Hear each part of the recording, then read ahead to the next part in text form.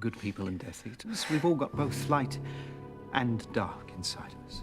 When it comes to Sirius Black, I can't help but think of how hard this man's life was. I mean, I genuinely love the character, and I know a lot of you do as well, but honestly, the man never caught a break. It was setback after setback, which makes me appreciate the character even more because of the mental strength it must have taken to pull himself together after everything he's been through. I relate with Sirius a lot because out of everyone, he taught me that life is not easy. It's not straightforward. You're going to get a lot of setbacks, but it's how you react to them that defines your true character. Now that sounds like a motivational speech from a movie, but it's the complete truth. There's so much more to Sirius Black that we can discover by simply analysing his character, so that's exactly what I'm going to do in today's video. Let's break down Sirius Black and see what truly makes him the man he is.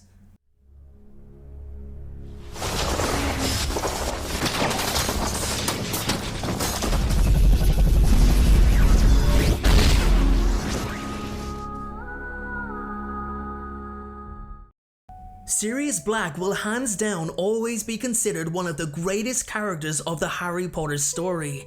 In fact, I found myself swaying between Sirius and Remus Lupin when it comes to deciding who my favourite is between the two. They both have their own stories, and I will cover Remus Lupin in another video, but today is all about Sirius Black and his journey, so let's start with his childhood. Now, Sirius didn't exactly have the standard family upbringing. He was a Black, which means normality is out the window. The House of Black prides itself on maintaining a pureblood line and will not accept anything other than that. They are one of the few families who strictly adhere to this ideology and even heavily enforce such teachings upon their children. The reason for this is to ensure that they absorb the ideology and embrace it naturally like their parents have. Now, believe it or not, this is actually widely successful, and it's shown in today's day and age. If you raise a child to believe in a certain ideology, then they will accept and embrace it. Don't get me wrong, not every single child will, but racists don't exactly appear out of thin air, if you know what I mean. Anyway, Sirius was one of those children who simply did not like the pureblood supremacist view, and this showed through his teens. His parents constantly berated him for questioning their teachings, something his younger brother Regulus capitalized on by trying to be the son that Sirius was not.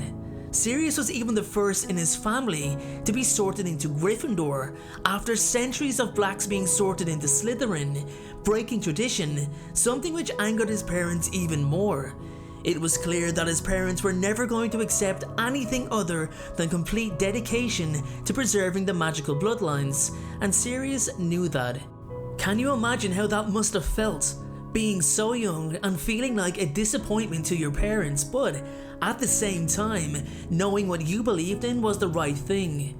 How much courage must it have taken for Sirius to pack his things and leave his home for good, leave his family, his little brother, and to top it off, be then disowned for his betrayal. And I say betrayal in quotation marks. He was very fortunate to have James Potter as a friend, for at least he had a place to stay. The Potters, although pureblood themselves, did not share the same strict beliefs as Sirius's parents, and had happily welcomed the boy into their home. This was an important step for Sirius as it taught him to stick to his beliefs and gave him a very early indication of what was right and wrong, even if pureblood ideology was a point of view. So Sirius is disowned and stricken from his family tree, as the Blacks cannot have a scandal within their ranks. What an embarrassment that would be. Now, although Sirius had shown the right qualities early on, it didn't stop him from being one of the boys, one of the lads, and he certainly had his fun in Hogwarts. He was a bit of a show-off, and he got a little bit too consumed in his Hogwarts antics at one point.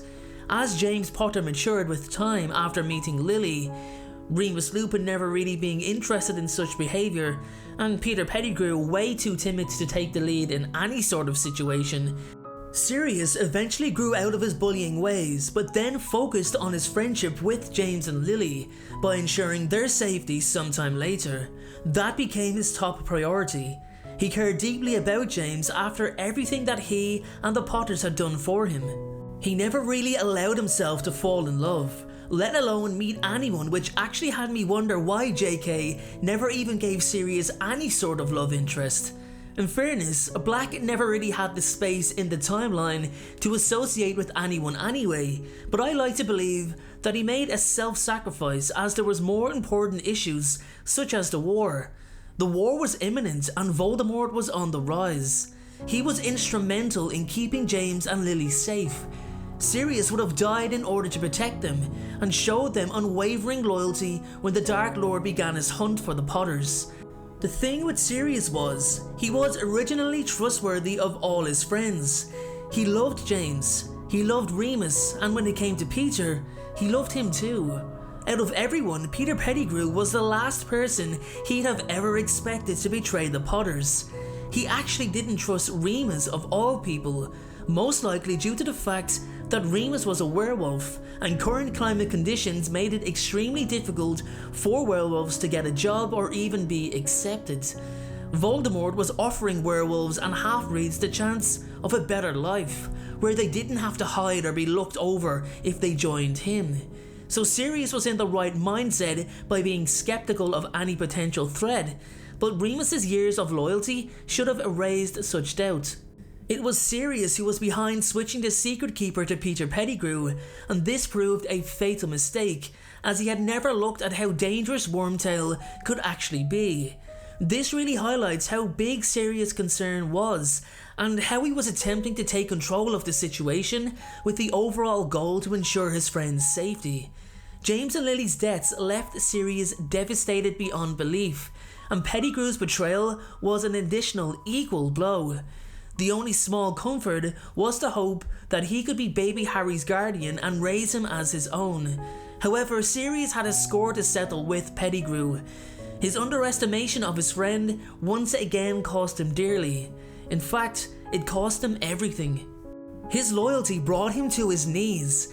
He was made a scapegoat, a traitor, and for 12 long years, every single person he ever knew believed him to be the villain, the double agent. Can you imagine his mindset, sitting in a cell in Azkaban, haunted by Dementors on a daily basis, all while being an innocent man? I mean, how much of a living nightmare must that have been? The vast majority of people have gone mad in that prison, yet Sirius held on. He grasped that last piece of resilience within him, reminding himself over and over again that he was an innocent man, that James and Lily did not die in vain. That level of mental discipline is literally incredible, and it shows the best of Black. It shows that, despite everything, he held on to hope. After 12 years, that glimmer of hope became a reality when he discovered that Peter Pettigrew was still alive. This was his chance to make things right. You might wonder, well, why didn't he try to escape before? The man was condemned to a life sentence without a trial, just locked up and had the key thrown away. He would be hunted for life. At least now he had a resolve, now he had a goal, now he had a mission to retrieve and provide the evidence to prove that he was loyal all along. With his mental strength came his optimism for a new start at life. Meeting Harry properly for the first time truly enlightened Sirius. And even the thought of getting away from the Dursleys and living with his godfather, someone who adored him and truly loved his parents, was also a dream for Harry. Realistically, Sirius did the best he could given the situation. He contacted Harry at every opportunity to give him guidance and advice, and even sent Harry a new broom as a gift.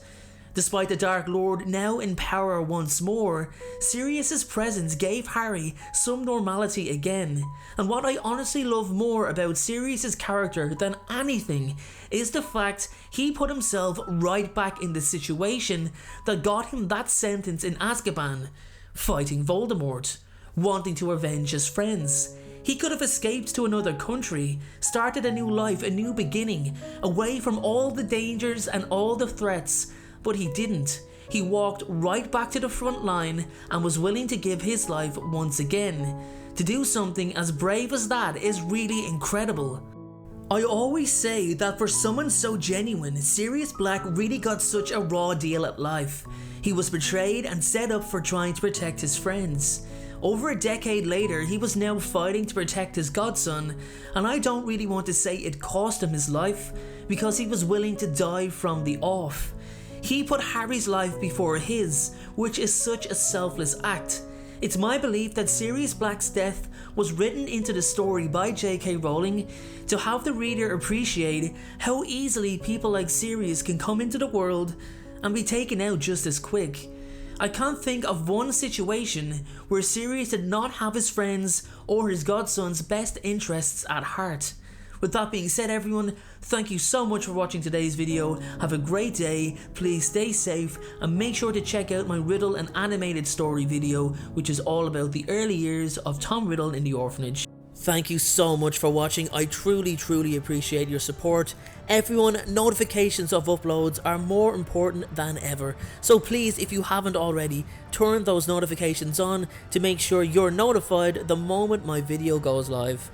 Making videos is what I love to do. It's my dream and my passion. However, it does cost time and money to produce this content. So if you have $1 to spare to support me on Patreon in exchange for some exclusive unseen content, then you can click the Patreon link below or at the end of this video.